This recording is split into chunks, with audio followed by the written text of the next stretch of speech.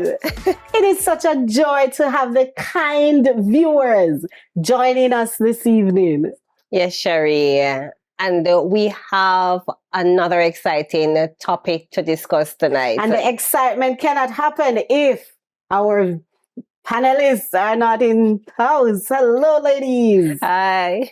So, Kaydian, we have a very nice, I would say nice, because it affects all of us, topic to deal with. Tell us what it is about. Yes, we will be looking tonight at the joys and the challenges of parenting. How do you find those two words mixing, joy and challenge? Oh boy, that's just the reality. Yes. All right. So it connects. The joy and the challenges connects, and it connects beautifully as well, because of the heading that it comes under, parenting.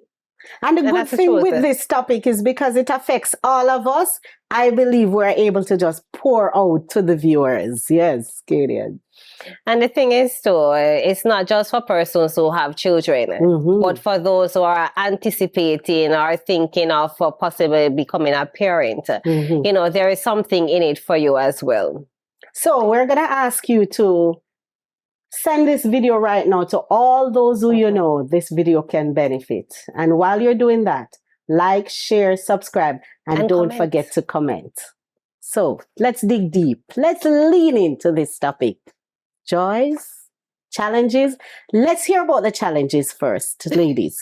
Georgette, go ahead. If we start with just the birth process, it is so hard to have a child. I remember being in labor for over 10 hours and thinking, this child needs to get out of me. But outside of that, for the 9 months, I was so ugly and on a you know. Can we get another word for ugly, Georgette, so that our viewers can connect? That's what it was. I was ugly. But when that child was born, it was the best thing that ever happened to me. Like all the pain went away. Like that's how it I never experienced anything at all, you know. Yes. And guess what happened? Simultaneously, my face became pretty immediately. Immediately, trust me, you know. So I knew from then that it was not going to be easy. I think somebody else said that in reference to your appearance, that pregnancy can humble you. Oh yes, it humbles you. Yes. But you know, I heard about the instant love when that child comes out. That instant love that takes you from being pregnant to being a person who is sharing love. What was the experience like for you ladies? You know, I think Georgette just explained that just now. Because she did it in a nutshell. She said immediately after that child came out of her and she saw the child, she became beautiful instantly. And there was no more pain, there was just joy. So it is that love that you have for the child that would bring back Georgette look immediately after the birth, because I've never seen look come back immediately after the birth. Georgette, do you get a chance to go and look at those pictures when you were pregnant? I do, guys. I'm serious, you know. I was ugly to Georgette. I was ugly. I had some spots on my face, and the next morning, my face cleared up. My nose came back to normal. Immediately, I said, guys, wow. Mine did not come back to normal immediately. Treacha. It didn't come back to normal immediately. Yes. I benefited from I didn't it. have that experience. But, you know, you asked about some of the challenges, Sherye. But let us not hear the challenges though, Georgette, because the challenges to me is like, hold on, Georgette, that moment of seeing that child comes out and that joy, I believe there is something that happens that leads up to the challenges, because you just don't have the baby. And the challenges start, right? So let's dwell on the joy a little bit, because I want to hear some of the joy, especially even from Simone. You know, the bonding. The bonding is important, because the first look you look at your baby, there is just this instant connection, Mhm. and you know that, this is not a mistake, because Yes. I can't get into that. But previous, when I was pregnant with Alex, I didn't know that when I look at my son, I would be so connected, because I was Mhm. really ill during my pregnancy. Mhm. Mhm. And yes, so it brought this sudden instant connection that I didn't Mhm. knew I had, and I didn't knew it was in me. And Mhm. especially it was a boy. So there is something that I don't know if it's their eyes, or I Right. don't know. Something. I don't know what it is, but there's something when you look at that baby. Yeah. Yeah. For Yes. me, I didn't have any issues while I was pregnant. And I think because I looked the same way, nothing changed. Okay. Lucky Um, you. Yeah, I didn't even put on a lot of weight. Up to when I was 6 months, people didn't even know I What? was pregnant. Sound like a blessing. Yes. The thing was, I was experiencing other challenges because I was Okay. in a new country. So I Okay. think God spared me all the other things that came with With it. being Okay. pregnant. When my son was born, I connected with him because I saw how tiny he was. He was 5 Mhm. pounds 7 ounces. So I saw this tiny little baby that I had to, I'm now Care for. responsible for, Right. and I was just amazed at what God was able to do. Amen. Amen. Kaydian. I always wanted to be a mother. Yes. So when I had my children, it was just the joy being complete, Mhm. just seeing them. As I said, it's a joy that is you can't explain it. You don't. But does the joy that you feel, what about the experience of the pregnancy? Did the pregnancy at any time make you feel like this was the worst thing you did? No, I didn't have any negative experiences either. It was very bad for me. I was sick for the entire 9 months. Okay. Literally until the day I had that child. That first child. For my second child, I was sick, but I understood how to deal with it by To then. navigate, yes. So Yes. it was as difficult for me. And I had taken some decision from the first one. So like I had a conversation with my doctor to say, listen, if the child is not ready by X time, you're going to induce me. I'm not What? gonna... I did that. This is serious. Right. So Yes. when it came on to the second child, I was more in control of what happened than when it happened, Yes. So, yeah. But there's That's a thing true. about Kaydian, there's a thing about a first-time mom, Yes. right? When the second child come, there's something different about the second child's love. Do you love the first child more than the second? How does that feeling flow? No, I don't think it's a difference in love. It's just that, being a new parent, you don't know what to anticipate. Or you don't know what to expect. So you do a lot of preparation. For me, I bought everything. Yes, I can identify. My daughter had things that she never wore. What? By the time I went to my second, listen, he had essentials. All right. I learned. So the first from that. Yes.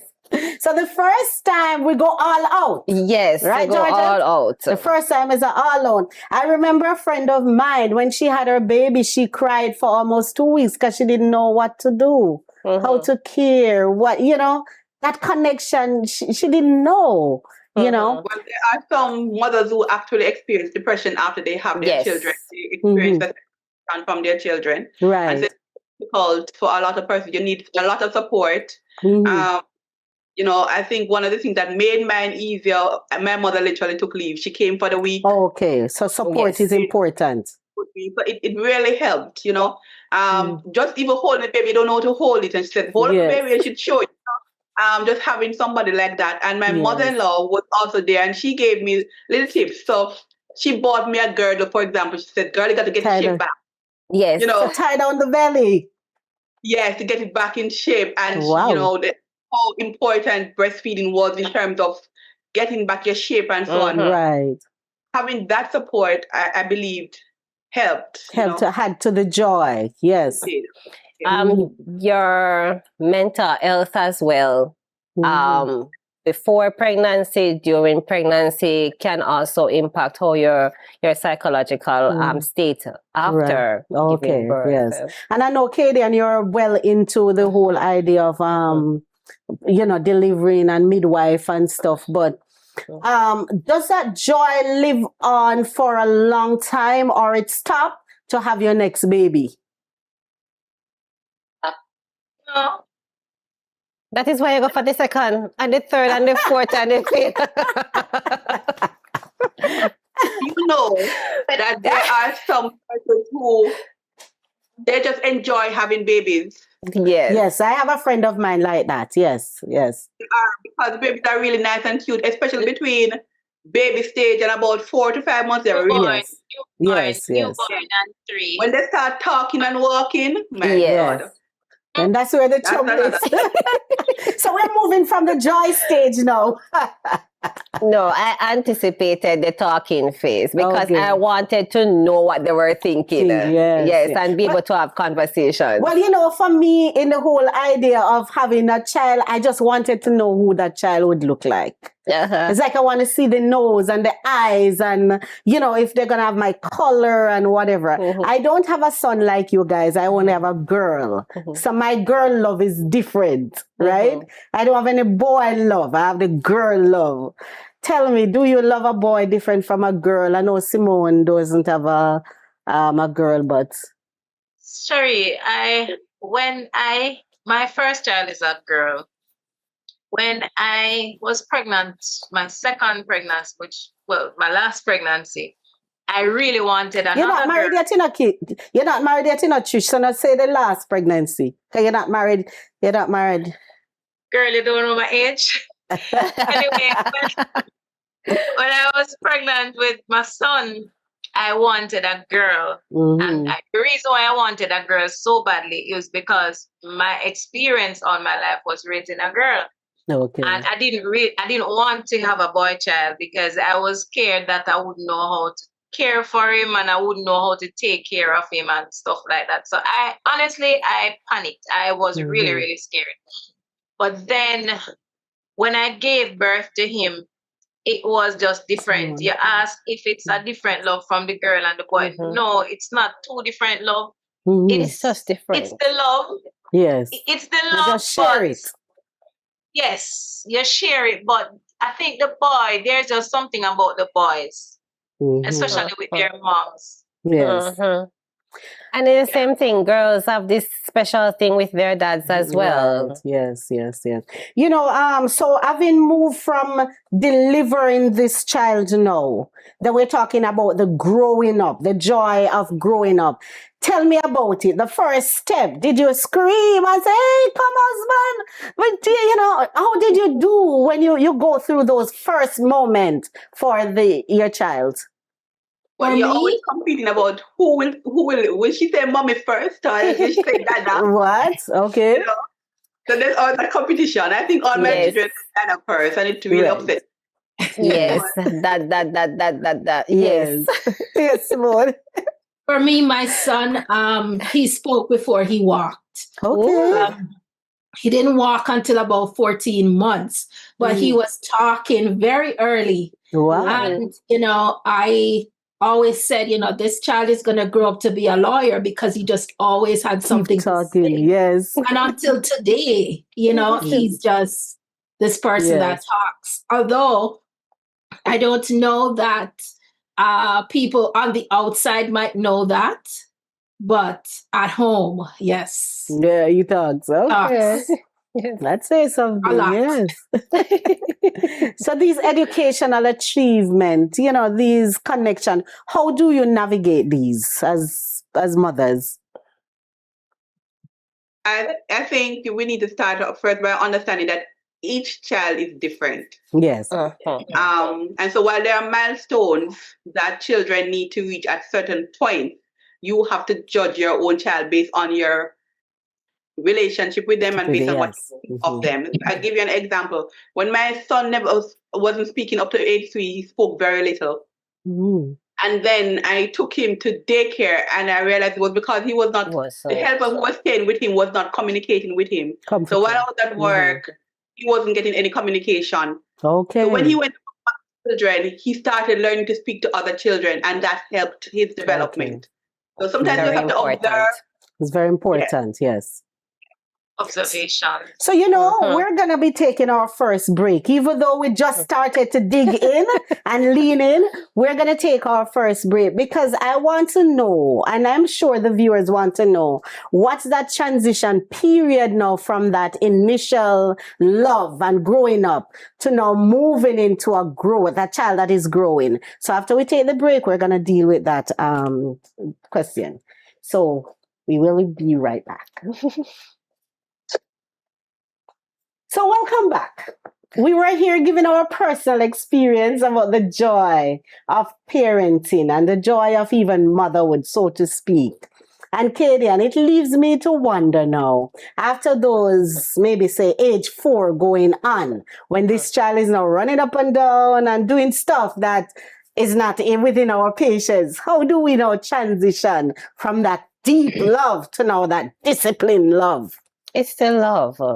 It's still love because we want the best for our children. And it is our responsibility to train them and to guide them in the right path. So that spiritual influence is very important. How do we inculcate these spiritual discipline in our children as they grow?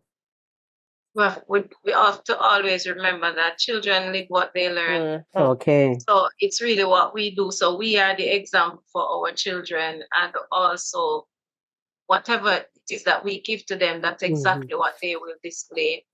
Especially when they are young, whatever you do at home, like the 4 and the 5s. At church, I see a lot of kids do things, and I know exactly it's mommy. They say doing it, or mommy and daddy, they say doing it. So it's whatever we give to them, they are going to take back out there. Yeah. And what I'd say, yes, do not believe. Sometimes we believe that they are not learning, and we want to on them. But I'll give you an example. I remember one morning I was going to take the children to school, and I stopped to give a ride to some children, and my daughter, she quarreling, she said, every day just giving these people a ride, and they're going to squeeze me. And how old was she then? She was about 4 or 5. What? And her brother said to her, he was 3 years older than her, he said to her, don't ever let me hear you say that again. She said, this car does not belong to mommy. This is God's car. Wow. And we want to share the car with others. He said, don't let me hear you complain again about sharing with anyone. That's amazing. And I smiled to myself because I said, someone is listening. Definitely. Yes. I used to teach my daughter how to get up and have worship by herself long before age 6, 7. And I remember one morning I had to go to work very early, and her uncle was at home with her. So I said to him when we went back home, I said, what was Nancy doing when I went, And he said she was in her room having worship. That warms my heart. So I can understand, Georgette, when you do mention that your heart was warmed by your son saying that. So we have to keep the discipline, we still have to keep instilling. And I remember again teaching her how to just read her Bible. And it was such a joy to see her run and take up that Bible. So it's very important, Simone, that we teach our children. It is. And when I think about it, I remember one experience I had when I almost fell down the stairs. And my son quickly came to ask if I was okay, and he offered to pray. I was just like, he was probably about 3 or 4, probably could be 5, but not older than that. And to see that he was able to pray and thank God that I didn't actually fall down the stairs, I realized that he's recognizing how important prayer is. Yes. I want to stop here to really zero in on our viewers, Kaydian. I don't know what that joy moment was for you when you found out that you got pregnant, and more so when you have that child. How did you transcend that love to that child? And more so, what are some of the ways in which you're helping your children to learn more about God and inculcate discipline in them? Yes, Kaydian. One of the things I want... Go ahead, Trish. One of the things I want to point out is that when it is time for the discipline to come in, that is the most hurtful part of it, because you the feel it for children them. allow you to do things that you really don't want to do to them, but you as the parent know that it is for their own good, and you have to, you know, pull away some stuff from them. You have to ensure that they do certain things. You have to ensure that they get up a little earlier than the norm, even though you know that, they are tired, but you have to, whatever they become is solely dependent on you. Their training. Right. It is so hard on us. And as my mother would always say, when the children are young, they tangle your foot. But when they're older, they tangle your heart. I didn't understand what she meant. But now that I am a mother, and, you know, I've gone through a 26-year-old, and now I'm with a 12-year-old. Don't tell anybody you have a 26-year-old in a Trish. No, even the 26-year-old tangles my heart right now. My heart is tangled right now because of, you know, the 26-year-old. I like the word you use, though, you know, tangle, but in a practical way, what can the viewers understand by that word, tangle your heart? You're hurting. You're hurting with disappointment. You're hurting by things that the children would have done that you're not approve of. That. All right, so Trish, you know what? We want to leave that for the challenges that you face as a parent. But I see Georgette saying something there. No, I'm also saying that the tangled means that you still worry about them, even though they're adults. You're still concerned. It's lifelong. You know, as long as you're alive, you are going to care about them and what happens to them.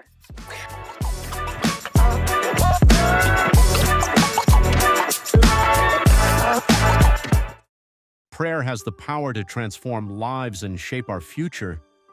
Imagine what happens when hundreds of voices blend together in heartfelt prayer, seeking God's presence and guidance. This Friday, June 19th, from 7:30 to 8:30 p.m., Seventh-day Adventists across Ontario are invited to gather virtually for a special hour of prayer. Join us on YouTube at Adventist Ontario TV, United in Spirit, lifting up the One Voice 27 initiative and asking for the outpouring of the Holy Spirit. This is more than just an event.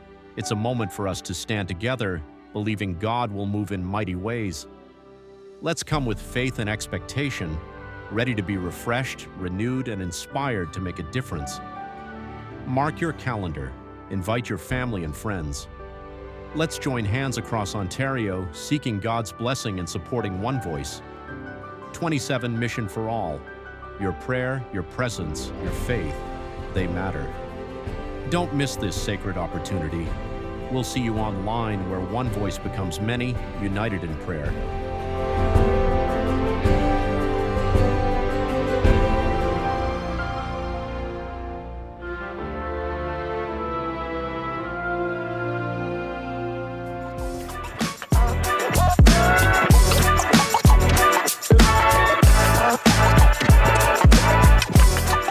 That's exactly what I mean about the tangling. It's not of anything negative or anything bad, but it's the fact that you love them so much and you care about them so much, and you know, you want them to do what is right in their.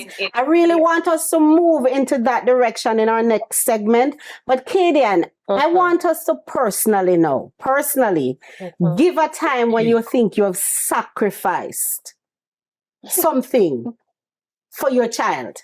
Every day. It's an everyday thing. You get up in the morning when you don't feel like to go to work, but you have to go to work because you know you have to provide for them. And you made mention about even disciplining. It really does hurt us as parents to discipline our children. Yes. I tell them it hurts me more than it hurts them. And but at the end of the day, as Treacha pointed out, we want the good for them. And unless we teach them, they will not learn. But we want the good for them, but in their little ways, in their teenager ways, and in their even 26 ways, they don't see it as good. That's okay. As they get older.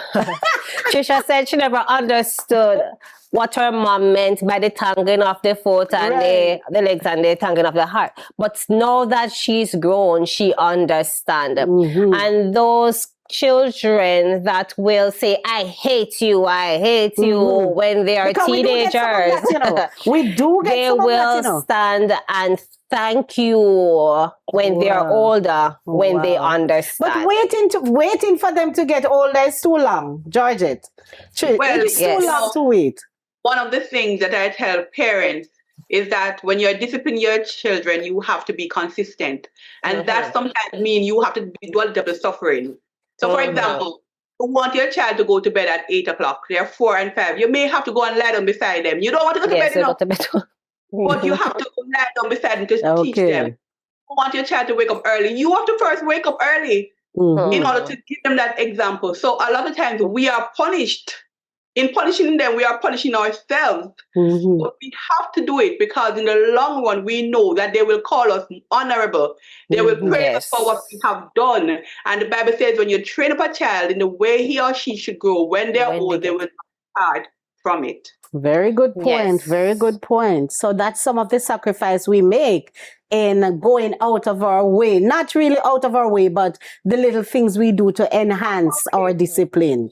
And I just want to add that even if they stray from the path, mark you, when they start to face difficulty, that what you have taught them is what is going to lead them back to the right path. With them. Yes. Yeah. There is a Bible scripture that says he will contend with those who contend with them and he will save their children. Now, we are talking about the challenges of parenting. So we have dealt with the love, we have dealt with the sacrifice, and now we're going to look at the challenges. But I believe that we need to take a break because what will happen now is that the challenge is going to get so deep that we're going to have to pour out more to you. So stick around and we're going to come back to continue leaning into this conversation. We're so happy that you have stuck around for this conversation because we know that this is deep. And why we know it is deep is because it affects you. I can see you leaning in and I can see you're chiming in your head as to how we should navigate this discussion. And that is why we're going to talk about the challenges. You notice I stress the word, the challenges, because it is challenging, right? As Georgette said, we have to be consistent and we have to.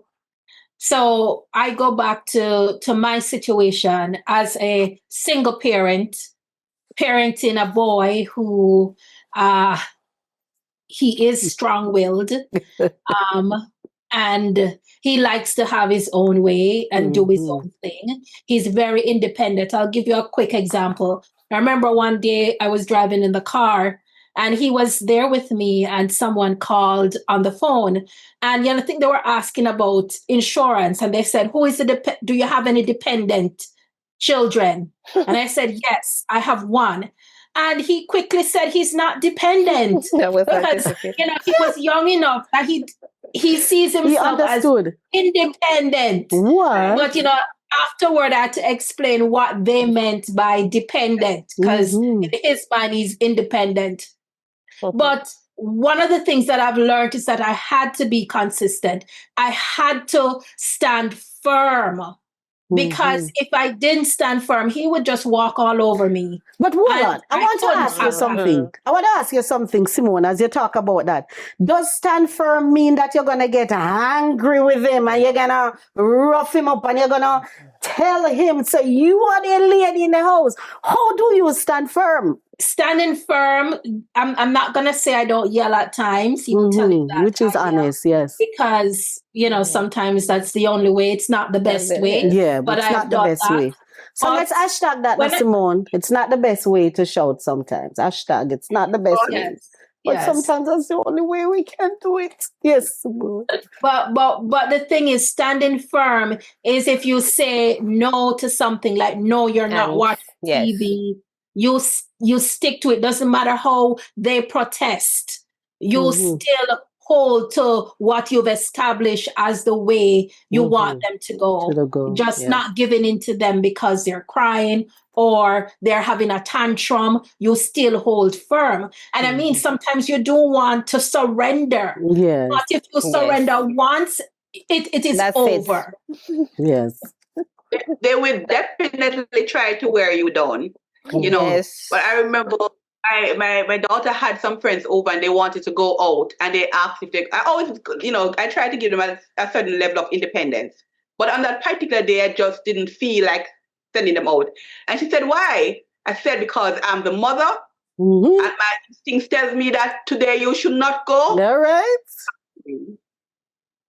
And sometimes as mothers, we have to apply that as parents. We have to apply that instinct. Because that instinct is the Holy Spirit all the time. Telling you, right. And warning us about something that we don't exactly know what it is. I know, right. But we need to learn to listen to that still, small voice. Yes. And that instinct is something that we should really take serious. I've seen a situation where the mother's instinct was preventing the child, but the child was insisted and the child went. The mother sent the vehicle to get her. She refused the vehicle, went with the vehicle that she went in, and they met into a very terrible accident and she lost her life. So that maternal instinct is not but that something mom cannot recover. That mom doesn't recover from that moment, I'm telling you. Recover. It's not easy. So really and truly, we have to trust that maternal instinct to know that we know what is right for them and stand on what we are saying. Don't allow them to cause us to bend. Right, yes. Right? That's one of the challenges that we face, because we also have to balance that with with understanding that we have to let go sometimes. How do we balance letting them go, giving them their independence, but also protecting them all the time? Well, do you think that relationship with a child help them to understand your discipline, help them to understand your desire for them? Do you think that this relationship, this type of understanding and communication helps in this process? That is, it helps sometimes. Yes. Sometimes, yes. It should, because if the child knows that they are loved, they will, even though they rebel, they'll know that you have their best interests at heart. I look at it even in our Christian walk.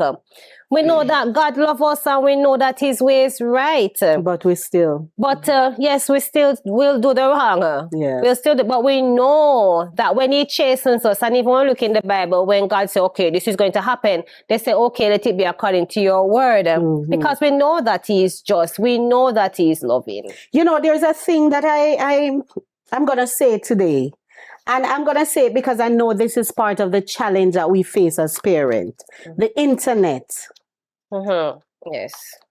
Chat, YouTube, Shorts, TikTok, Instagram, the whole World Wide Web, the whole World Wide game, and all of this that really robs us from that moment of parenting, because we are fighting against these things that the kids are interested in.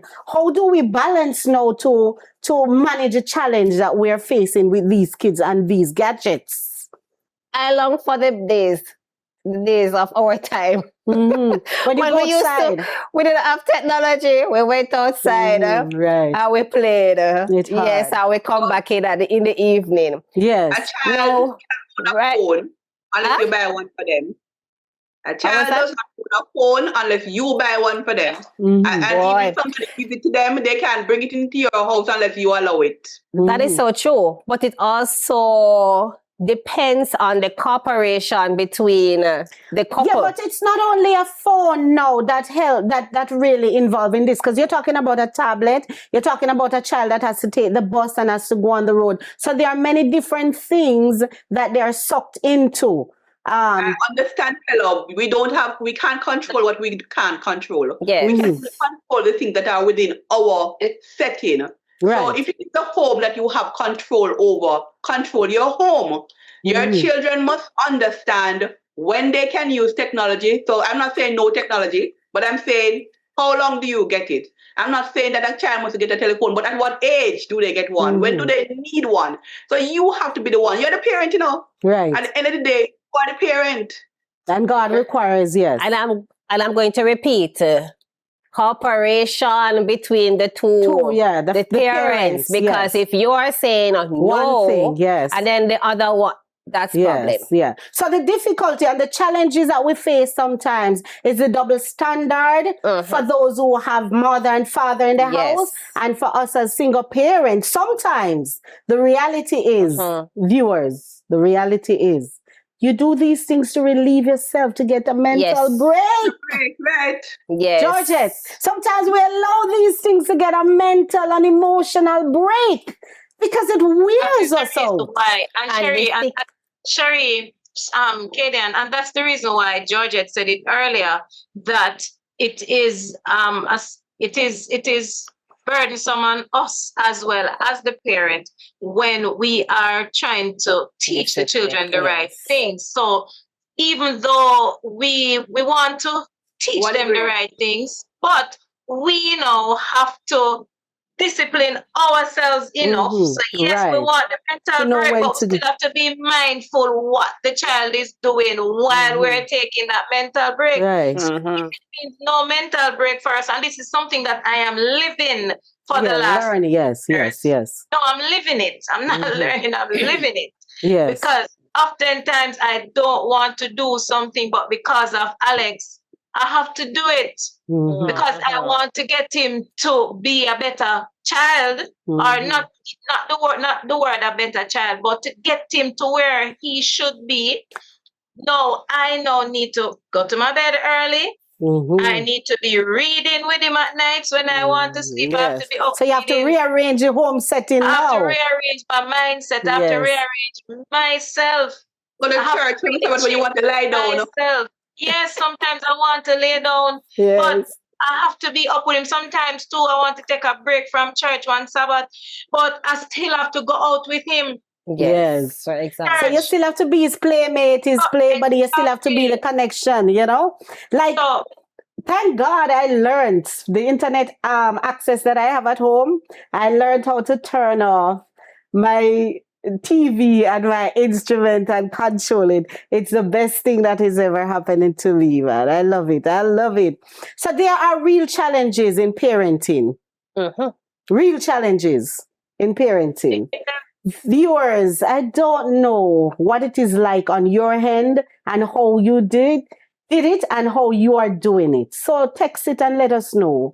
How are you doing your parenting? And is it challenging for you because you have good children, or it is challenging because boundaries are not set? Let us know.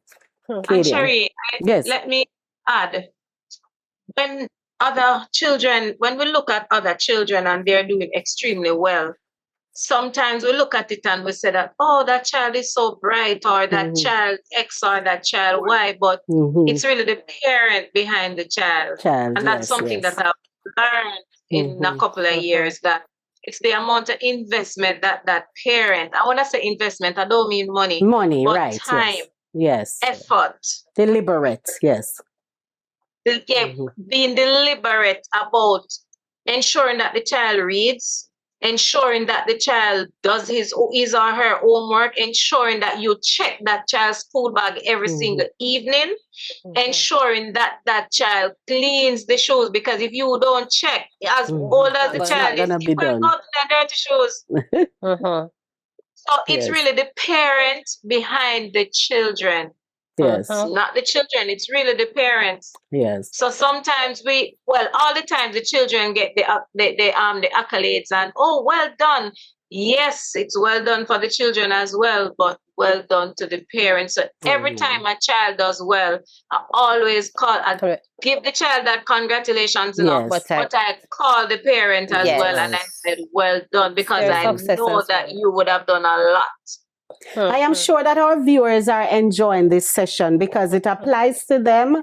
But as we close off this session this evening, we have looked at the joy and we've ended with the challenges. But what is one way that you are parenting that you would like to share with our viewers? Something that I've learned from my mother that I use with my own children is that I pray with them every morning and I pray for them. Yes, yes. And I encourage them. I tell them that they are going to do well, and I tell them that they are great and they're beautiful and no one is better than them. Yes. And they have grown to believe it and they act accordingly. Empowerment, yes. And as I always say, children is a reflection of who the parents is or who the parents are. So we have to be that example. We have to be that motivator and that mentor for our children. Yes. And as Georgette says, we definitely have to pray with and pray for them and also teach them how to pray for themselves. Yes. I think something that I do is encourage my son to believe in his abilities and to know that with God all things are possible. Because sometimes they go out in the world and the world is telling them that they can't, they're not capable, they're not enough. So I try to help him to understand that God has equipped him and he is more than well able with God by his side. As the ladies has been saying, we have to be consistent and also recognize that how we live will also influence how our children become or who our children become. So we also need to be what we desire our children to be. So if you want them to be readers, we need to be readers ourselves. If we don't want them on the device, we need to come off the devices as well.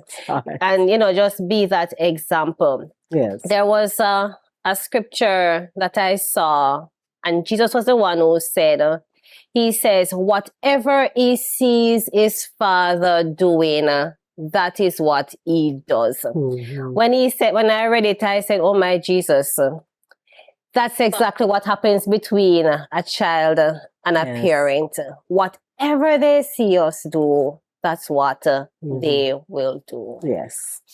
And this evening, we're so happy that you were able to lean into this conversation. And I'm sure that it resonates with you. And remember, parenting is a journey filled with joy. Challenges, yes, but with Christ in that vessel, you can smile at the storm. You know what I do? I do it on my knees. How about you? Join us next week on AdventistOntario.tv, Roku, and Amazon TV. And tune in every Sunday evening at 7 p.m. And join us when we discuss Behind the Mantle, relaxing with the girls. I'm sure you're looking forward to that episode, but I know you enjoyed this one. So remember to share the link. Subscribe if you haven't, comment, and remember to like. And remember, the mantle marks you, but more transforms you. See you next time.